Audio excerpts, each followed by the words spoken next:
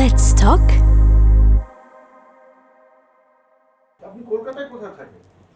এটা খুব বলা মুশকিল, মানে আমার একটা ঠিকানা আছে কলকাতার, সেটা টালিগঞ্জে বাঙ্গুর হসপিটালের পাশে একটা 220 স্কোয়ার ফিটের একটা ছোট্ট 40 টাকা ভাড়ার সরকারি ফ্ল্যাট আছে। 40 টাকা ভাড়া? হ্যাঁ, ওইটাই আমার পৃথিবীর একমাত্র ঠিকানা। আর যেখানে রাত হয় সেখানেই থাকি। অসুবিধা কিছু নেই। অন্তত পশ্চিমবাংলার 23টা জেলাতেই কোথাও না কোথাও আমার জন্য একটা ঘর বরাদ্দ থাকে। আমি যত রাত্রেই যাই না কেন, আমার খাওয়া দাওয়ারও বন্দোবস্ত হয়, রাত্রি ঘুমেরও বন্দোবস্ত হয়ে যায়, অসুবিধা কিছু নেই।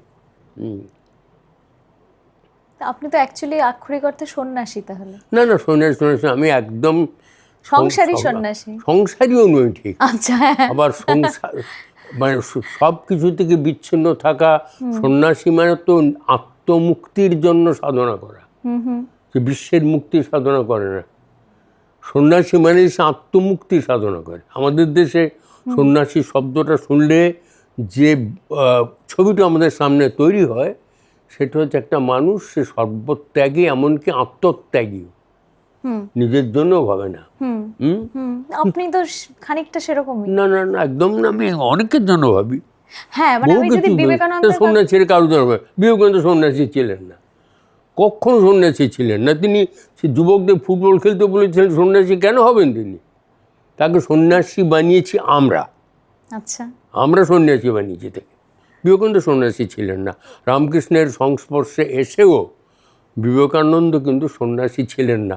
সন্ন্যাসী থাকলে এতগুলি বড় বড় শিক্ষা প্রতিষ্ঠান তৈরি করে যেতেন না। ওটা সন্ন্যাসীর কাজ না। হ্যাঁ, ওটা সন্ন্যাসীর কাজ না। ভুল ব্যাখ্যা, ভুল মূল্যায়ন করি আমরা। না, কিন্তু সংসারে থেকেও সাধনা, মানে অনেকগুলো জিনিসই তো সাধনা হয়।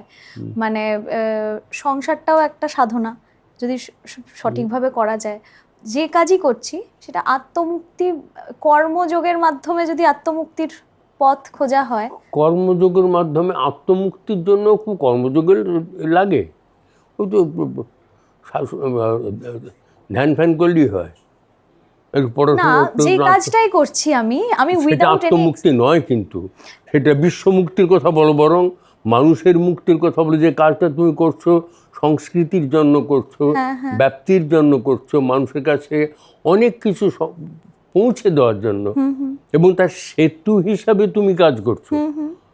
জ্ঞান আছে কোথাও না কোথাও, জ্ঞান পিপাসু আছে কোথাও না কোথাও। এর মাঝখানে তুমি একটা সেতু হিসাবে কাজ করছো।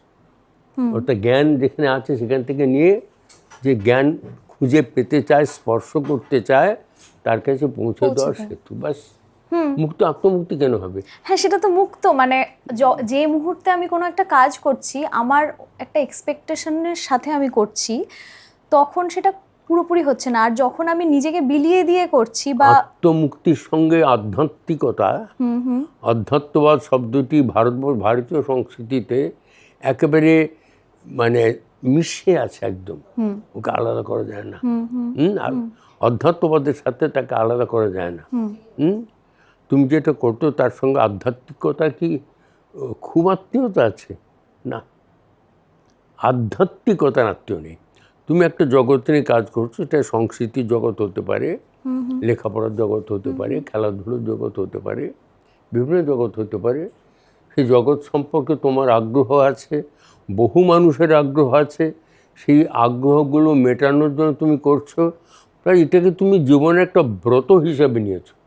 সন্ন্যাসীদের তো ঈশ্বর সাধনা, মানে সন্ন্যাসীদের তাহলে জনজীবন থেকে ছিন্ন হয়ে গিয়ে, হ্যাঁ, নির্জন জায়গায় গিয়ে তাদের জীবন যাপন করবেন কেন? কি কারণে?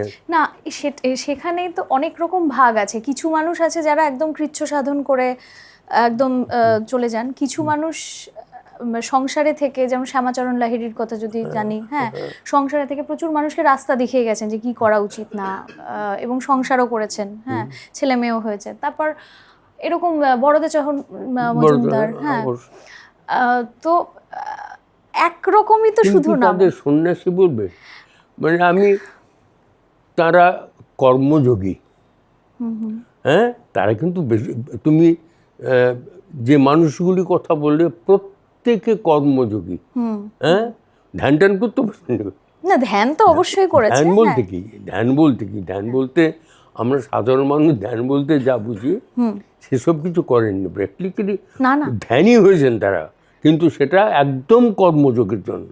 উদ্দেশ্যটা কি? হ্যাঁ হ্যাঁ, মানে ধ্যান তো অবশ্যই করেছেন। ধ্যান না হলে বড় কাজ কিছু করা যায়। ধ্যান মানে তো কনসেন্ট্রেশন, একটা বিষয়ের প্রতি লক্ষ্য স্থির করা একটা জিনিস, সেইটাই তো ধ্যান। একটা বিষয় লক্ষ্য, নিজেকে স্থির করা, একদম একদম একদম, এইটাই তো ধ্যান। মানে যেটাই করছি সে যদি আমি চুপচাপ বসেও আর কি থাকি, সেটাও আমার একটা মনটাকে একটা জায়গায় আনাটাও যেমন ধ্যান। যে কাজটা করতে চাইছো সেটা করতে গেলে তোমার স্থির হওয়া দরকার। তুমি অস্থির হলে সে কাজটাও এলোমেলো হয়ে যাবে। হ্যাঁ, তাই তোমাকে স্থির হতে হবে, ঠিক, স্থির হওয়া।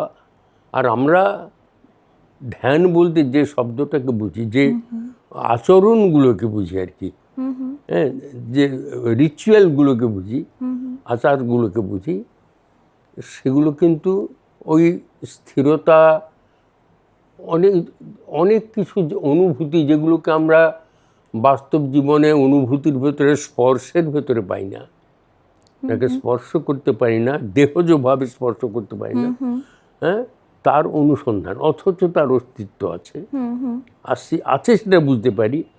জ্ঞান পিপাসা, সে পিপাসা কেমন, সে কি জল খেলে মেটে?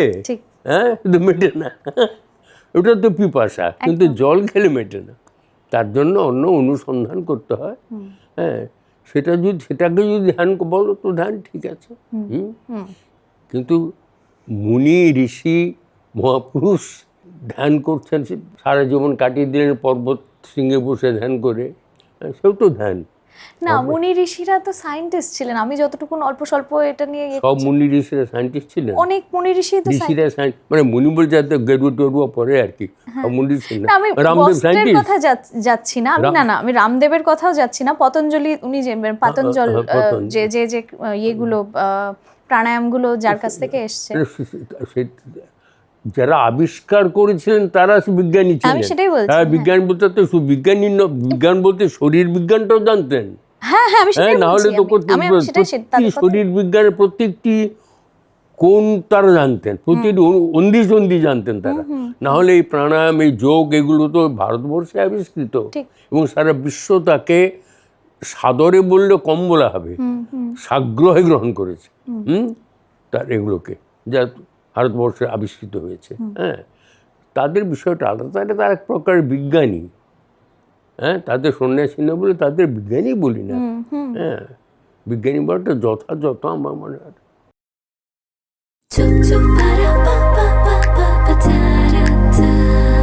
Let's talk